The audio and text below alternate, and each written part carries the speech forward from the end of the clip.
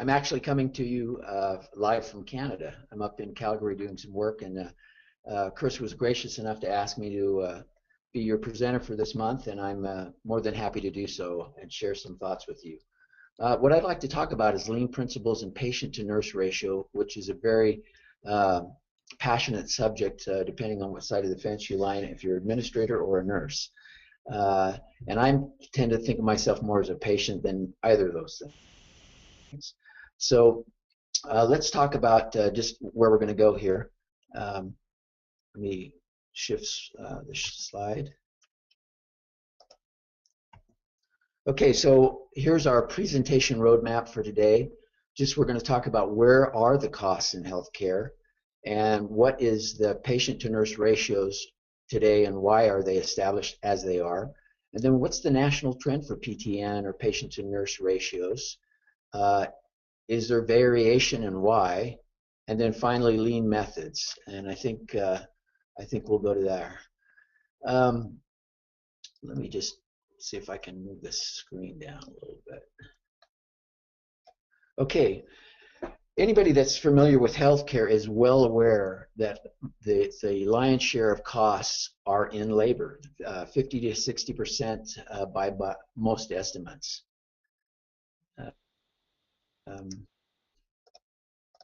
So here's a pie chart that breaks out hospital costs in a typical healthcare enterprise. You can see that you've got fees, utilities, purchase services 12%, other expenses 3%, interest 2%, supplies 22%, physician salaries and benefits 11%, and staff salaries, which includes nurses, are 50%. And this is a pretty accurate picture.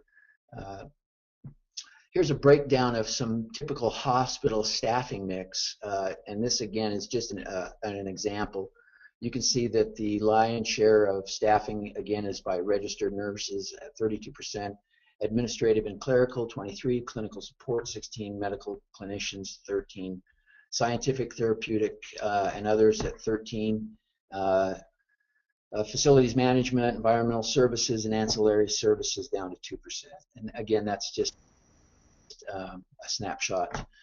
This slide here, and I'm going to kind of plow through these quickly because I want to drive to my endpoint here at some point. We have a list with the hourly salaries or the hourly pay for everything from an orthopedic surgeon down to an occupational therapist. And if you take the median or the mode for those numbers, you can see that it's actually at the certified nurse midwife at $44. That would be the average. Not really the average, but the mode for those high to low values for hourly wages for skilled clinicians and healthcare practitioners. So again, nursing is the nation's largest healthcare profession. 3.1 approximately million registered nurses nationwide, 2.6 million or 84.8% of licensed RNs are employed in nursing, and 58% of RNs work in general medical and surgical hospitals. RN wage, surprisingly, is $66,700 per year, and the U.S. has 4 times as many RNs as physicians. So there are established patient and nurse ratios, and these established ratios vary from state to state, hospital to hospital, but they are what they are. The interesting thing is healthcare administrators have pushed to lower healthcare costs by establishing these patient-to-nurse ratios. For example, at Intermountain Healthcare, a typical med-surg or medical surgical floor has a PTO ratio of 6:1 on days and 4:1 on nights for an average of 5:1. Other healthcare organizations may be as high as 10:1 for the same kind of care unit. Candidly, that's probably pushing on the other side. You can see that, the well-intended or not, the pendulum swung between reducing healthcare costs by increasing PTN ratios to the purported risk of adverse patient outcomes or lower quality of care. And this is really where the battleground in healthcare lies, with an administrator on one side, an MBA on one side and a nurse on the other side. And they're pushing back against the higher PTN ratios, but an administrator is pushing the other way to try to lower costs in the healthcare setting. And there is really interesting and highly correlated data that definitively shows that there's a higher risk of sentinel events and even a higher mortality rate with a higher PTN ratio. And there's scores of literature, published literature that looks at that. So the end result of all of this, California, as progressive state that it is, in 1999 became the first state to establish minimum registered nurse ratios for hospitals with the passage of Bill AB 394. The final regulations to implement the law were issued in the summer of 2003, with hospitals required then to meet staffing ratios as of January 2004. The bill, AB 394, then went on to establish specific numerical nurse-to-patient ratios for acute care, acute psychiatry, and specialty hospitals in California. And these ratios, believe it or not, are the maximum number of patients that may be assigned to an RN during one shift. The law is interesting in that it requires additional RNs to be assigned based on documented patient classifications, which in healthcare we call acuity values. So it measures the patient needs, including the severity of the illness and the complexity of the clinical need. And as a sidelight to that, I know Intermountain Healthcare, for instance, uses Optilink, which was purchased by Kronos, and that is basically an acuity rating system that looks at how many nurses you should have based on the acuity of the patient, and that's being implemented at this time. So here is California's patient to nurse ratios. I don't want to, my purpose is not to go over necessarily what these ratios are, but just know that they have established ratios for each of these care delivery units, and they are set in stone. And what you need to know is that ever since 1999, when you've got administrators pushing to change those ratios to up them for cost savings, nurses have gone the other way and pushed back. And so the end result of all of that is we've got now legislated patient to PTN, patient to nurse ratios that are established actually in 13 states across the nation. There are regulations in California, Connecticut, Illinois, Minnesota, Nevada, New Jersey, New York, Ohio, Oregon, Rhode Island, Texas, Virginia, and Washington, those states highlighted in gray. Additionally, there are 7 states now that require staffing committees, believe it or not, that are responsible for plans and staffing policy. That includes Connecticut, Illinois, Ohio, Oregon, Texas, Washington, and Nevada. So again, California is the only state that stipulates in law and regulates a minimum nurse-to-patient ratio, and that it be maintained at all times by the care unit. 5 states now are requiring some form of disclosure or public reporting. They include Illinois, New Jersey, New York, and Rhode Island, and Virginia. So these are these states with PTN staffing laws. Again, if you look at the pros and cons, depending on which side you're on, and I'm very sympathetic to a nurse because we all get serviced in a hospital. We've all been to the hospital. Again, the literature shows that nosocomial infections are increased, patient safety, skin integrity, mortality, morbidity, med errors, procedural treatment errors, patient satisfaction, length of stay. All of these things are affected by patient outcomes when you change these ratios, when you play with them. Nursing outcomes also are affected: retention rate, turnover, stress, burnout, fatigue, back injuries, needle sticks. So there's all these adverse things on the pro side for regulating staffing nurse PTN ratios, and on the other side you have our costs have just continued to rise year over year for healthcare. So what is the answer? Well, irrespective of what the answer is, Congress has actually taken note of all of this and have began to weigh in to the point that we have HR which is HR 1907, which is the nurse staffing standards for patient safety and quality care. It was introduced May of last year by Janice Sikowski, and it's actually been, right now it's referred to committee, so it's in committee being reviewed, and that's on the House. On the Senate side, we have the National Nursing Shortage Reform and Patient Advocacy Act, introduced about the same time in April, and that's sponsored by Senator Barbara Boxer, and that's right now in committee. You know, how long these are going to be in committee, I don't know, but if they come out of committee, they're voted on, they could be voted into law so that we have national ratio standards, PTN standards across the nation. So effectively cutting out, you know, these hospital administrators that would go to the 10-to-1, or, you know, heaven forbid, something higher than that. So am I an advocate for ratios or not? I don't know that I even care to answer that question. I'm interested in trying to approach the problem from another point of view, which is specifically using some tools that are prominent here in the United States with Lean and Six Sigma. I switched the slide here to look at another very interesting fact to me. There are 10 areas that have been identified with the least expensive healthcare insurance markets in the U.S. Chattanooga, Tennessee, western and north central Minnesota, Knoxville, Tennessee, Hawaii, Salt Lake City, Utah, northwestern Minnesota, Tucson, Arizona, middle Minnesota, and Pittsburgh, northwest Pennsylvania, and Minneapolis, St. Paul. And if you're like me, you ask yourself, well, what makes these particular places lower cost? What are they doing that's different than somebody else? You know, why is there a variation in healthcare cost insurance depending on where you live, or locality, or state to state? And so when I did some digging on this, I actually wanted to know what hospitals were in those areas.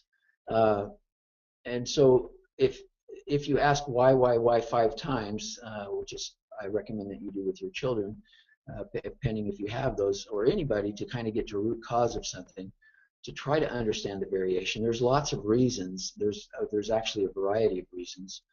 Insurance policy types, you could be a bronze, silver, gold, or platinum based on the new Affordable Care Act and what kind of insurance you're buying. There's differences in areas pending age and lifestyle demographics. I know I lived in Boulder, Colorado, and they take sports and athleticism and recreation very seriously there. Different areas have regional smoking. There's in the South, it seems like there's more smokers there because it was the bastion of tobacco. And there's different areas that have different cancer rates. There's different cost of living indexes and wages and salaries. All of these are affect the healthcare costs and insurance costs. Also looking at population density and rurality. By the way, that's a new word. I usually try to use a new word in every slide that I don't even know if it's in the dictionary. So there's et cetera. There's other issues, or there may be other potential things that weigh in on why there's variation in healthcare costs and healthcare cost insurance. But so as I alluded to earlier, what about these hospitals that are doing Lean and Six Sigma? What is the effect that they have in the marketplace or on the lowering of healthcare costs? And I've never read a very published paper that does a high correlation there, but I'm sure there's mounting evidence that shows that those methodologies are having an increased effect. And so what I did is I looked at, these 10 areas that have lower healthcare insurance costs, and I wanted to see what hospitals, what hospitals were located there, and are they using any kind of a methodology, a continuous improvement methodology. And sure enough, in every case, there was a hospital cited in the study as the 10 lowest cost regions. There were hospitals that were recognized as top hospitals in several of the literature reports, the U.S. News rankings, and several other rankings.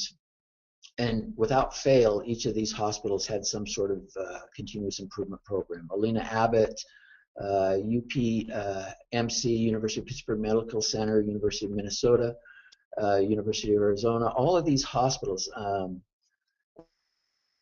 There's the University of Utah, which I know personally has started a huge lean initiative, and they're doing very, very well on it.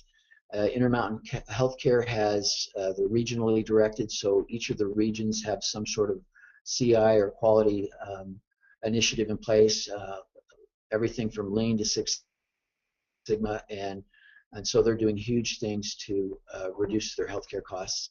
Hawaii has Queens Medical Center. Knoxville, Tennessee, I actually went out to Park West Medical Center to visit with them on their Lean Six Sigma program, and they're making great strides there. Mayo Clinic, renowned, they're involved with Six Sigma, as well as Erlanger Medical Center. So I thought that was quite interesting. Mark Chesson, the MD and the president of the Joint Commission, said something quite interesting. It said in a recent article, and I cite the source, it says it may be time for hospitals to move away from best practices and develop comprehensive process improvement, which can include Lean, Six Sigma, or other emerging methodologies that allow for deeper, more specific analysis of their patient safety needs. And so that messaging, which, by the way, the Joint Commission has embraced Lean Six Sigma. I have several Master Black Belt friends there that they don't necessarily, depending on the hospital, they don't necessarily foist Lean or Six Sigma or the terminology, but they are basically running under a Lean Six Sigma banner, and that's how they deploy their process improvement with the Joint Commission on the other side of their. They have a auditing side, and then they have also a process improvement side. So everyone knows that the basic goals of Lean is to improve quality, eliminate waste, and reduce time, and reduce total costs. And these have a huge effect on lowering cost in healthcare. And you know, my contention is that these methodologies of Lean or Six Sigma, or both Lean Six Sigma, have had an impact and are continuing to have an impact, such that our nurse-patient ratios could naturally be reduced if you free up the time of a nurse that allows her to do more things. In the Lean Toolbox, most of you have seen some of these tools or are familiar with them. There's a listing here, and I won't go through them per se. This isn't necessarily a workshop on how to use these tools, but it's the familiarity that there are tools available that help people. I have the fourth word down is a word called hijunka, which often is referred to level loading.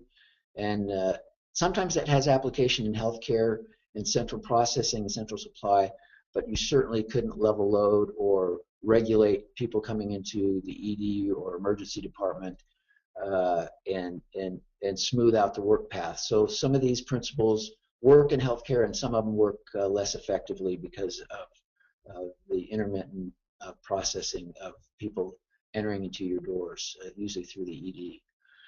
So where do nurses spend their time? What are they doing most of the day? You know, there's a lot of published literature.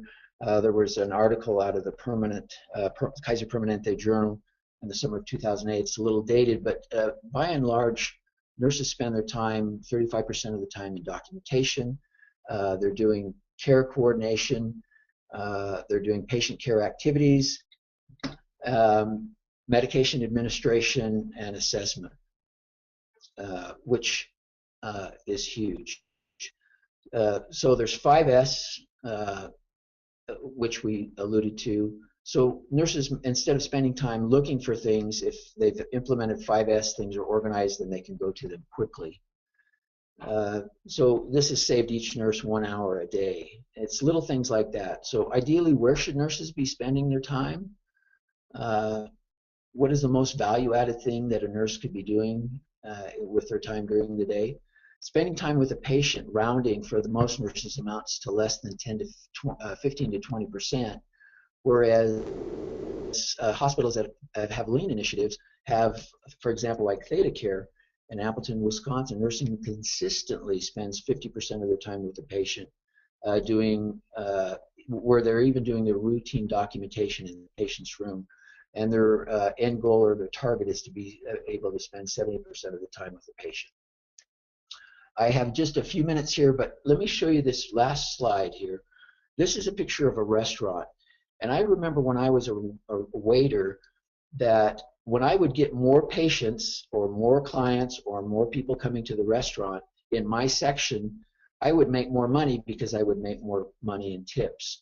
And I've often thought, why is healthcare not set up so that when a nurse gets more patients, she's compensated for the number of patients? Maybe it's 50 cents an hour, $1 an hour, $2 an hour, but now she's positively incentivized, because normally if I'm a nurse and somebody says, oh, you've got somebody coming up from the emergency department, we're admitting them onto the floor, and you're going, great, I've got 4 patients and now I've got 1 more. Is that gonna, is that gonna make my life easier or harder? Well, it's usually adversely, it's a perverse incentive, and so I'm not going to want to have higher nurse to patient ratio. However, if you compensated them like I was compensated as a waiter, I actually made more money when my section was full and I had more people there, and I kept busy and I learned to handle it. But at the end of the day, no matter how good I was as a waiter, if there weren't processes in place, if I didn't take advantage of waste elimination and thinking about, do I have to walk around and am I well organized? So all of these principles of lean come into play in getting our nurses so that they're more productive, they eliminate the waste out of their daily process, and they're more effective with their time. I'd like to thank you for attending our webinar today. You're welcome to email or write me with any questions. And as you see on the screen there, you can see my phone number and my email. And again, it was a pleasure to be able to spend this time with you, and good luck, and I will hopefully talk to you each individually. Thank you. Okay, Alan, thank you very much. We actually ended up a little bit early today, which is always good. Everybody just wants to get back to work, but I'm sure there are some questions that the folks would like to ask. As everybody is typing in the questions that you might have for Alan, I want to backtrack just a little bit and do things a little bit backwards from what we normally do. We forgot your introduction, Alan. So could you just spend just a few minutes we know your name. Just tell us a little bit about you so the folks know where you come from and your experience and such, because you have a great background and a lot of expertise that I think needs to be portrayed here. Certainly. I was blessed to, there was a point where I was looking for a job, and I was going to go back to my previous employer, Allied Signal Aerospace, where I had worked in California. And my previous boss told me, hey, if you come back, we're gonna send you to black belt school. And I went ahead and took the other job, and lo and behold, I got there, and a couple months after I got there, they said, hey, we're gonna do this new initiative, and it's called Six Sigma. And so on either occasion, I was fortunate to be in the first wave of black belt training for a company called Atlantic Research Corporation, and I was quite involved there, and they actually sent me to Master Black Belt School. So I've been really fortunate to have been to use these tools in a lot of different industries and settings. I've been in automotive, aerospace, commercial, for the food processing industry, petrochemical, and then I was fortunate enough to work for Intermountain Healthcare for 3 years. And these principles, these basic lean principles, have application in every industry I've worked in. And there is no industry that I've been in that can't leverage these tools and principles to, again, eliminate waste, improve throughput, and see their product flow, whether the product's a piece of paper or a patient or a widget in a manufacturing company. So and probably like yourselves, thankfully I'm meeting more and more newly minted black belts and newly minted master black belts, as the country becomes more, leverages these things. And I truly believe that at some point in the future that for a business to be competitive, they won't be if they don't use or utilize and leverage these CI or continuous process improvement methodologies that are out there. And I see more and more colleges that it's part of the curriculum. I know at my alma mater, Brigham Young University, they're working like a lot of different colleges so that their graduates or engineering graduates are black belts right out of the gate, so that when they have their resume, that it notes that they've had that background and training, so they can be productive the minute they hit the ground running in their new job. Did that answer your question, Chris? Well, I do want you to elaborate. You mentioned BYU, and for the folks that are attending, Ellen and I both live in the beautiful state of Utah. Him down a little bit further south than I do live. But Ellen, give us a little bit of background. Again, I know you've got a really great history as far as your education and your work experience, and I'd love for the folks to know exactly where you come from and what your expertise is. Can you elaborate a little bit on that? Yeah, absolutely. And I started my career as an engineer. I graduated in engineering, and that lends itself obviously to a lot of things. And I started my career as a welding engineer. I actually was a manual welder. I was a blue-collar welder for years and years, and decided to go back to college, and was surprised that they actually had a class that involved welding. And when I saw that in the catalog, I signed up the next day with the manufacturing engineering program at Brigham Young University. But it seems like as I got pulled into the quality arena, I taught TQM when I worked for Allied Signal, because they were just starting to get into that, quality circles. I've just been really fortunate to be able to be at the right place at the right time. I'm not going to call it a sentinel event, but one of the great events was being able to work at Autoliv that did a huge transformation when we started doing business with Toyota, and they sort of, in my mind, took us over and said, if you're going to do business with us, you need to learn our business and manufacturing processes. And that was just an amazing opportunity to work side by side with our supplier from Japan. So as it relates to the opportunities in healthcare, my last 3 years I worked for Intermountain, and what a complete different setting healthcare is for Lean and Six Sigma. And interestingly enough, I think they're quite a bit behind as it compares to manufacturing in implementing some of these things that have been around for so many years with the Toyota production system, etc. So did that answer a little bit more of your question? Yes, I just wanted everybody to know that you have a Chris? diverse background, because I know you do, and that you have a definite expertise in the healthcare division of our industry, I should say, and that you know what you're talking about. So let's go to some questions. The very first question, and it's always a question that I get, will the session be recorded? So I did mention this at the beginning of the session or the webinar. The recordings for this webinar will be available. They are always available on our Lean Enterprise Division website of ASQ about 10 days after the webinar. So look for this in about 2 weeks. The other new thing that we've added is we've started to upload our webinars to our new YouTube channel. So if you go out to YouTube and you search for ASQ Lean Enterprise Division, you'll find all of the webinars, at least at this point since last November, and soon to be I'll have the rest of those uploaded from forever and ever ago, about 3 years ago when we started webinars. So the answer to that is or the answer to the recordings is that. As far as slides, another question that always gets asked. Ellen, typically what we like to do is upload slide presentations up to the website also. If you're open to Absolutely. that, we can do that. Otherwise, we can have people email you for them, whichever makes sense for you. No, yeah, you're absolutely welcome. I'll send that forward to you so that you can have those. Okay, and I noticed with any good presentation for you guys that are participating, you'll notice that the slides, a lot of the content was given outside of the slides themselves. So if you have any questions on them, by all means, get a hold of Alan. His email address and telephone number are on the screen, and he will give you more detail. Okay, so let's get to some more questions that are content related.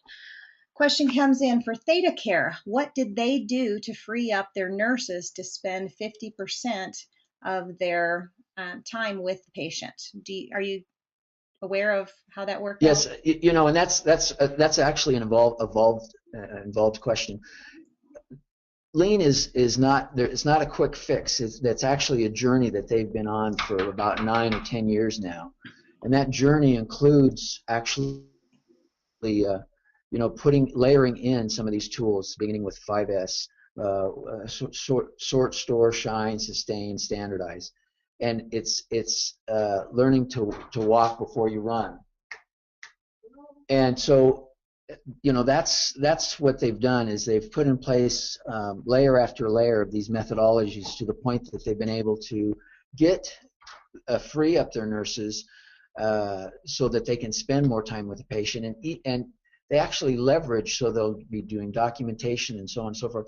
There's actually several books that have been written about Theta Care and what they've been doing, and they actually lectured at the University of Utah on some of the things that they're more than happy, like every good lean company, to share what they've been doing to improve their quality and their process.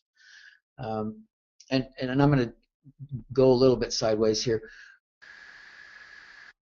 I'm schooled or trained. I was first trained in Six Sigma, and then ASQ Lean certified, and then also involved with Delphi certification, University of Tennessee Lean certification, and several others. But I'm not a hammer that looks at everything and it becomes a nail. I'm not parochial about Lean or Six Sigma. If I have a problem, I don't put on a Six Sigma hat or a Lean hat. I put on what's the most efficient tool that I can use, or process or principle that I can use to fix a problem.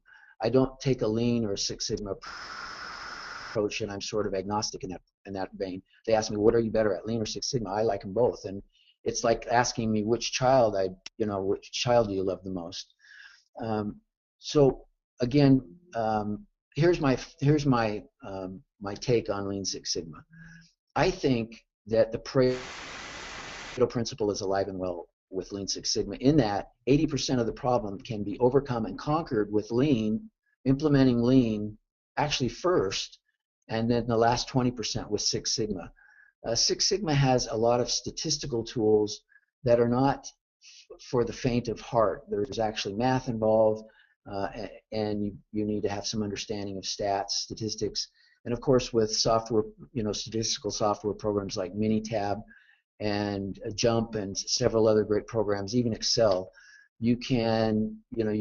That'll do all of the heavy lifting, statistical lifting, but you still need to understand the underlying statistical principles for process control, et cetera, et cetera. But again, I'm a firm believer that Lean holds the bulk of the lion's share of problem solving with the Deming cycle of Plan, Do, Check, Act, or Plan, Do, Study, Act, depending on which version you like.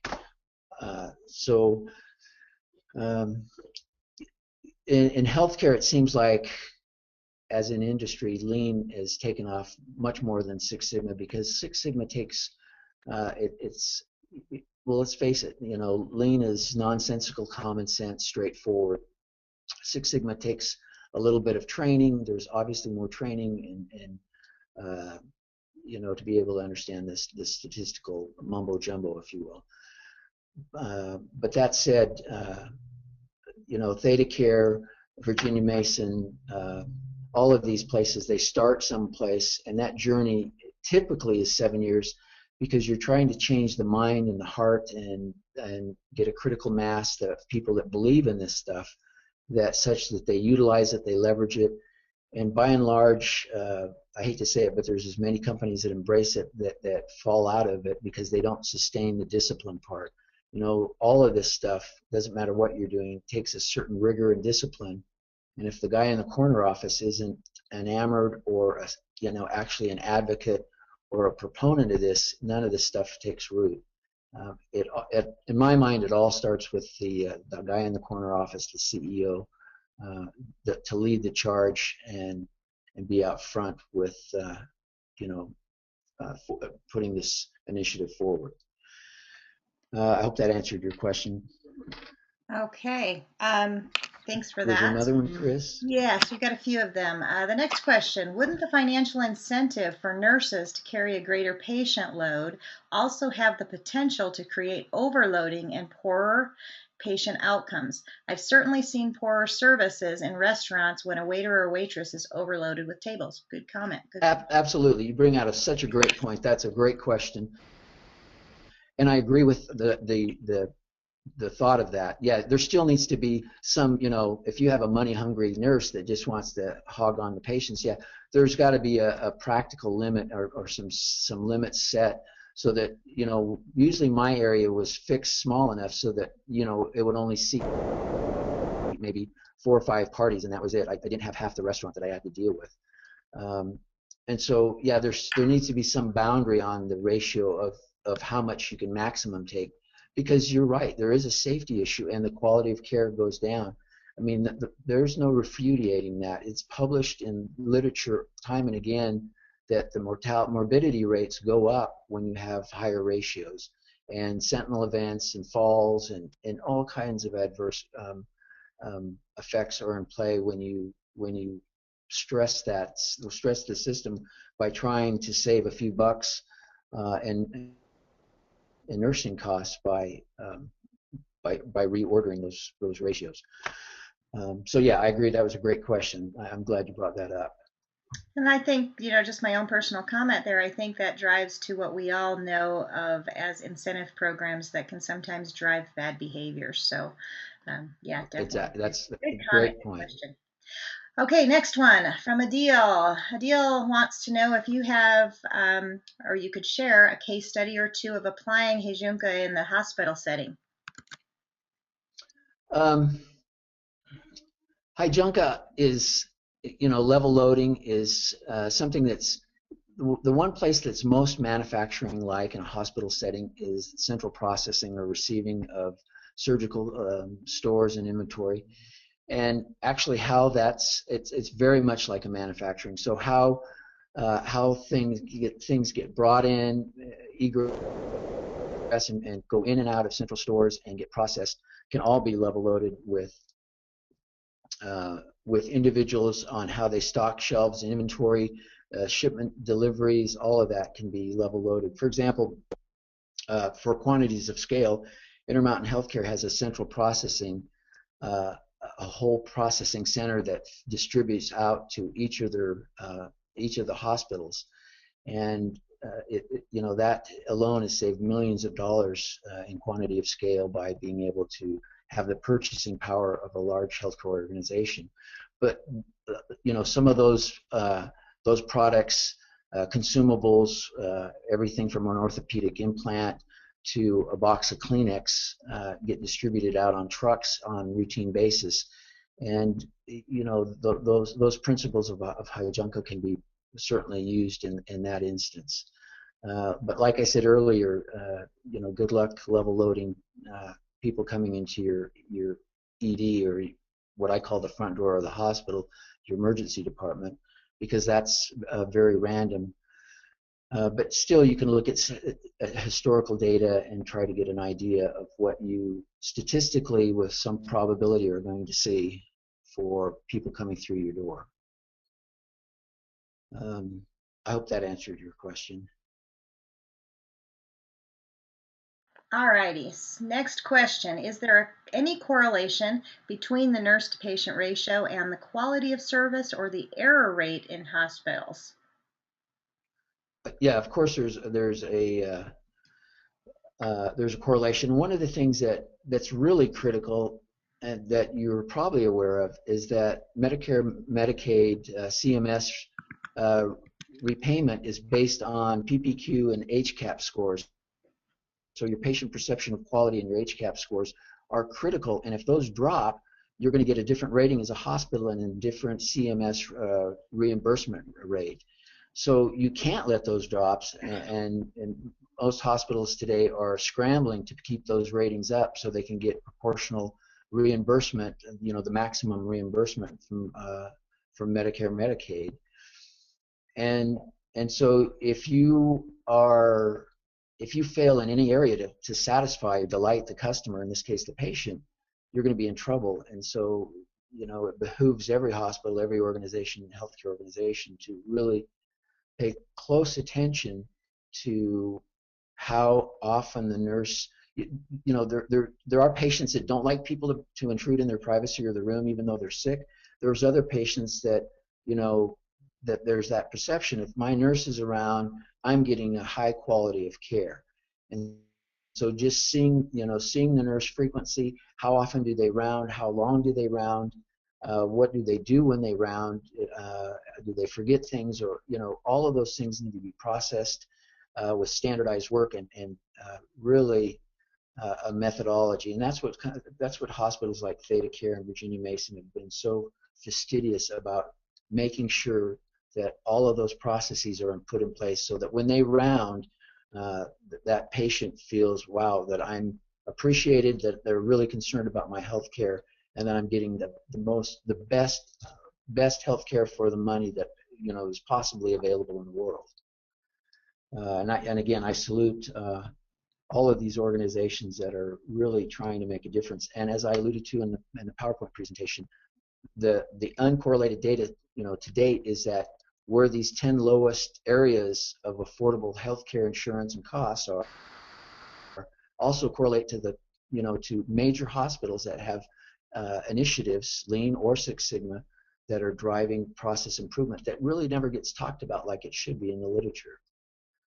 Or with some statistical data report that breaks out how much that affects the cost of healthcare.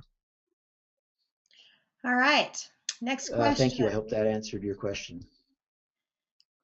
Next question. How would you use lean principles in a call center environment? And this is go ahead. That's an interesting question. They are actually using Lean Six Sigma in the Utah Poison Control Center for looking at how, again, looking at standardized work, looking at time with the client, looking at how long it takes to respond to a phone call. And there's actually a process of where if somebody calls in, hey, my baby just swallowed some pills, or they've gotten themselves poisoned, they have to call paramedics, or they have to call the appropriate resources to intervene and do an intervention there, if you will. And so lean principles are very much in play. At least I know personally at the Utah Poison Control Center. In fact, one of the principal gals that's over that went through my first wave of black belt training in Utah last year. And her project really revolved around expediting and improving the quality and processing of calls, and also staffing levels. Did they have the appropriate amount of people there when they got? There were times that they had lots of calls and times when they had no calls, and looking how they could better manage that. So, yeah, if you knew me, and unfortunately you don't have to live with me, but even just loading my dishwasher, my wife has had to learn that I'm trying to maximize my wash, the detergent, and the water costs. So I'm trying to maximize my loading of my dishwasher, and there's an order of how I stack things. And unfortunately, maybe I'm a little anal retentive about some of this stuff, but lean permeates into my life, and everything I do has an effect of how I organize and sort and things. And so to me, it's more of a way of life than anything else. All right. Next question. Do you think that the ratio 1 to 2 in ICU is safe to a patient? By doing so, we put patient risk. I assume that's the comment point from the questioner, but your view on that. Well, I see you in your intensive care units, and you've got several of them, several different categories: shock, trauma, thoracic, or coronary units. Uh, again, we're looking at acuity, and typically you're going to have a high acuity if somebody's in critical care. Um, so, a 1 to 2 may be appropriate. It just, here's the caveat, the other side of the equation. One might be, 1 to 1 might not be enough if that nurse is so unorganized and burdened with so many. You have to know that nurses over the years they've gotten so burdened. They used to just worry about patients. Now they have all kinds of paperwork that they have to worry about. Some of it regulatory paperwork, some of it cost initiatives, some of it Medicare. So, it takes away from their efficacy or their ability to do their job at some level. And you could say, well, that is their job. Well, no, their job is to be with the patient and patient care. So if they haven't implemented some of these lean principles, they're going to be scrambling just to stay up with one patient, let alone 2 or 3, if they don't leverage these principles that that we're talking about with Lean Six Sigma. So yeah, to me that's a loaded question. I would say, yeah, if send a team in, let me teach them Lean and whatnot, and absolutely, we can find an established ratio.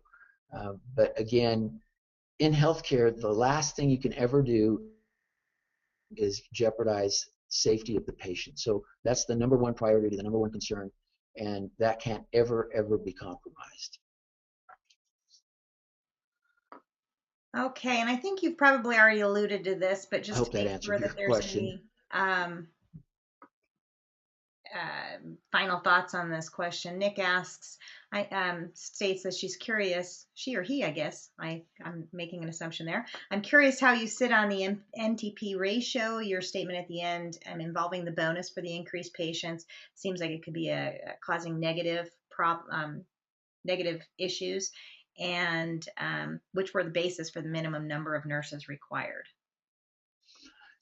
Yeah, there's always going to be pros and cons to doing anything. My reason for even bringing that up is, I think we need to. I hate to use the cliche, look outside of the box, but I think we need to look at, is there other things that we can do to incentivize a nurse to take on more patients? Because if I'm an ED and I'm calling up to let a med surg floor know that, hey, you've got a patient we're going to be sending up in a few minutes, and here's the patient handoff and the vitals and this and that. When you have an orderly take the patient up, or if you actually have a nurse go down and get them, which is the preferred way to do it, lots of times you can't even find a nurse because they're busy with another patient, or the last thing they want to think about is having to deal with another patient when they're swamped as it is. So the idea of the restaurant scenario was more of an idea of perhaps if we financially rewarded them, because quite candidly, if I was a nurse, I wouldn't want another patient if I'm swamped and hardly getting my work done. That's the last thing I want. But if I thought, well, you know what, this is going to change my compensation, and it's significant, yeah, I'll do another patient and I'll figure out how to juggle them to a point. And so at some point you have to still have some sort of ratio, because that makes sense. And maybe maybe the charge nurse can establish that, or administratively it can be established by a management engineer or someone that looks at, well, this is the safe limit, or you've got these rooms and that's about what you can do. Or you can use something like OptiLink and you look at acuity values. This is my acuity ratio for the number of patients. You may have 6 patients, but their acuity is very low, or you may have 1 or 2 that the acuity level is very high, that take more care. And so all of that has to be taken into effect, and I think that's why, of course, Intermountain's looking at using OptiLink in their best practices. All right, we have about 5 minutes left, and I have about 4 questions. So I'm going to, actually 3. So I'm going to urge you to go through them quickly, but not, I don't Yeah. want you to skip on anything. We can always Okay. come back afterwards, and folks can get a hold of you for further questions. So next one is, have you found, oh, this is a loaded one too. Have you found successful strategies to getting the MDs as engaged as the nursing staff with Lean and Six Sigma? Oh boy. Absolutely. Absolutely. You know, and I take my hat off to these doctors because they've been through medical school. They're extremely bright. They make decisions because life depends on it in nanoseconds.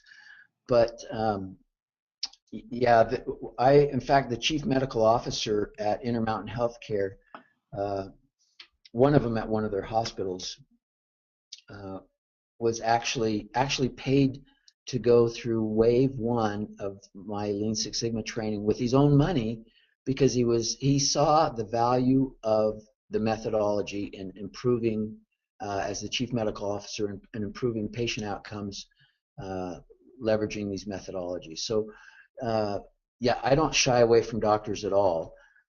There's a book called How Doctors Think, and they do think differently because they're required to think differently. Life depends on what they do.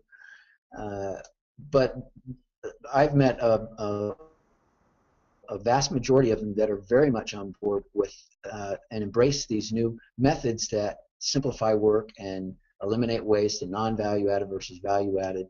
And I think if you can have an intelligent conversation and establish a premise, doctors will do the right thing by and large, especially when it improves their practice and their ability to practice medicine.